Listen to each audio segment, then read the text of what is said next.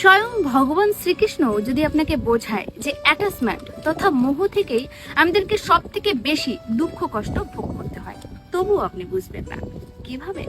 চলুন একটা উদাহরণ দিই। মহাভারতের 13তম দিনে যখন অভিমন্যুর মৃত্যু হয়, তখন অভিমন্যুর মৃত্যুতে অর্জুন ভেঙে পড়ে এবং ভীষণ কান্না করে। আর অর্জুনকে দেখে স্বয়ং ভগবান শ্রীকৃষ্ণও কাঁদে। ভগবান শ্রীকৃষ্ণেরও অনেক দুঃখ হয়, কিন্তু এজন্য নয় যে অর্জুন কাঁদছে, বরং এজন্য যে অর্জুনই একমাত্র ব্যক্তি যাকে স্বয়ং ভগবান শ্রীকৃষ্ণ গীতার দিব্য জ্ঞান দিয়েছিলেন, যেখানে জীবন মৃত্যু, কর্মচক্র, আত্মা কিভাবে জন্মায় এবং মৃত্যুবরণ করে সমস্ত কিছু ভগবান শ্রীকৃষ্ণ তাকে বুঝিয়েছিলেন যুদ্ধের পূর্বেই।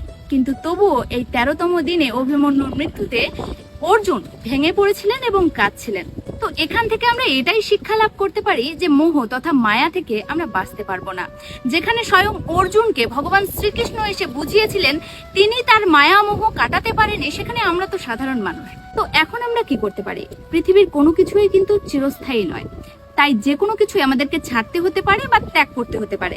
তাই কোনো প্রাণী, কোনো বস্তু, কোনো ব্যক্তির সাথে এতটাও বন্ধন, এতটাও অ্যাটাচমেন্ট, এতটাও মোহ থাকা উচিত নয় তার প্রতি, যে সে না থাকলে আপনার বেশি দুঃখ কষ্ট হয়।